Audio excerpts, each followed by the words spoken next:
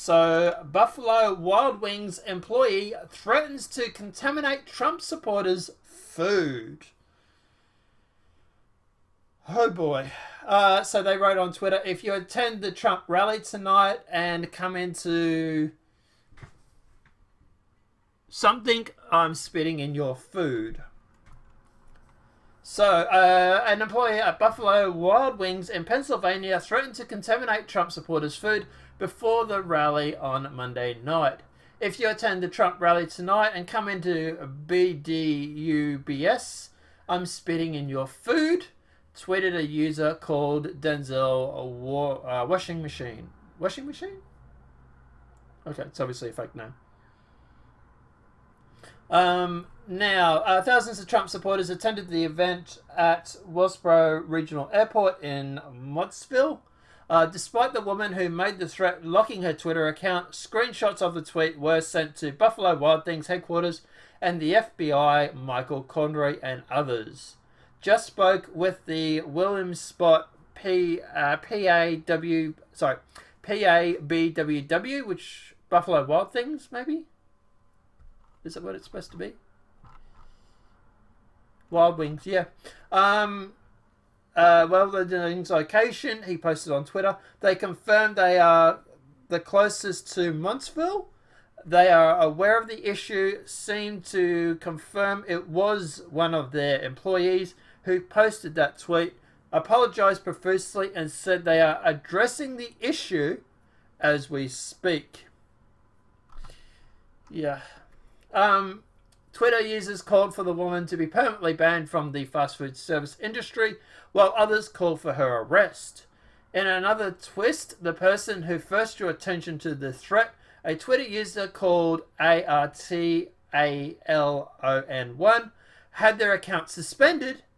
Whether the suspension is related to the story remains unknown. It's weird, that, isn't it?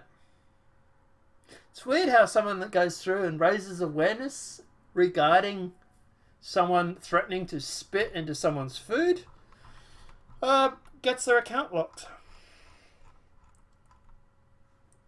If a person spits in my food, I will rub the entire plate of food in their face while saying, "You eat it."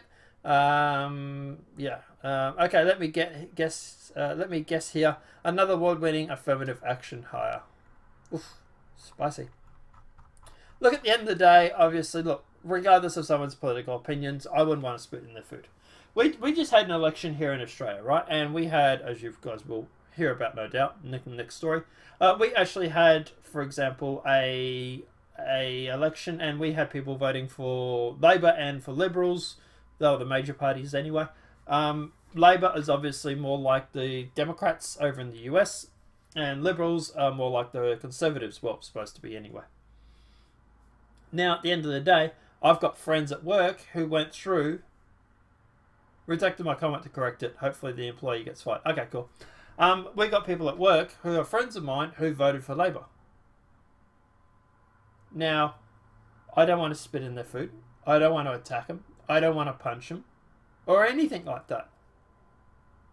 I respect their choice. I don't like it. I think it's stupid. I think they're misguided. But I don't want to go around and attack them. And it's like, for example, customers that come into Coles. Like when I'm shopping and stuff like that. You know, like, you'll be in a checkout, for example, and you'll hear people like go on about, for example, you know, the election. Or we'll talk about politics while you're waiting in the checkout lines, for example. You know, what is the attendant behind there supposed to spit in their food if they don't agree with them? Or, you know, what if I strike up a conversation with one of the customer services or the assistants at the shop? Right? I'm going through, doing my shopping, whatever it may be. What if she has a different, like, for example, I've been down to Coles lately, and a lot of them are walking around with these little rainbow flags on their name badges.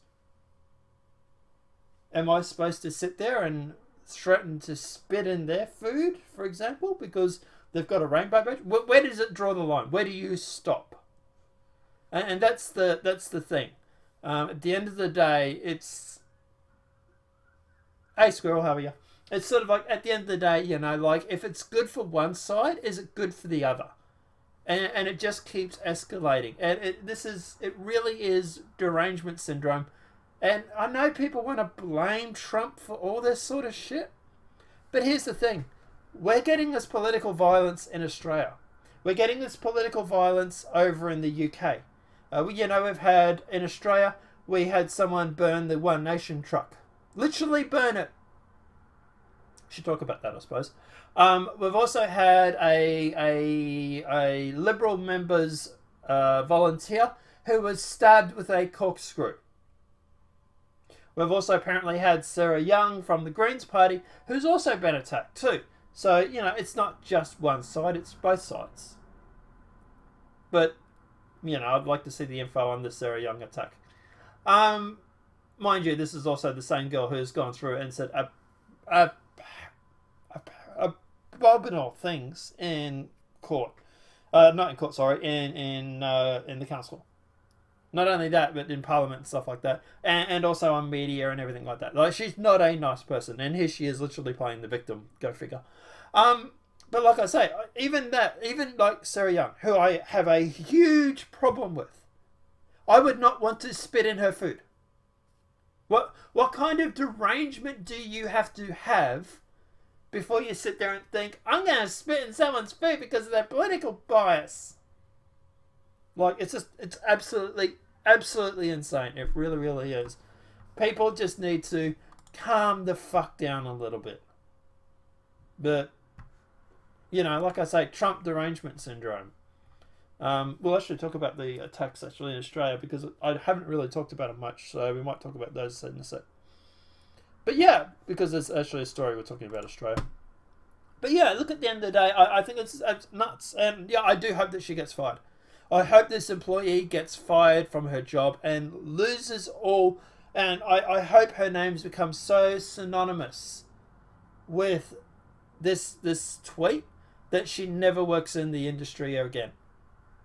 Because at the end of the day, it's just, if you are this stupid to... And look, at the end of the day, she was probably just posting it on Twitter because she's just going through and just trying to become a friggin', you know, trying to get, you know, credit with the Democrats, whatever it may be.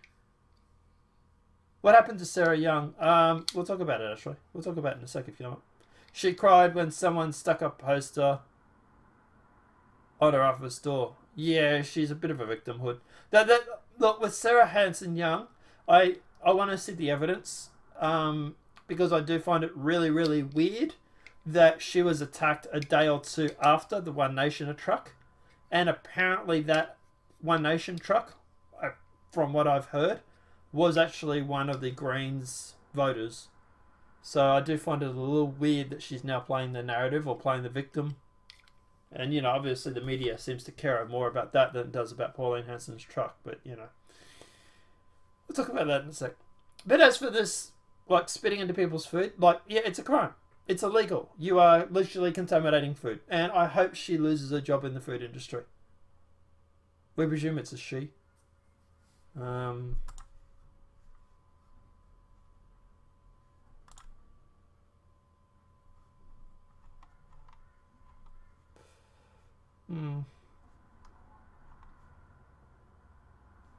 Gregory.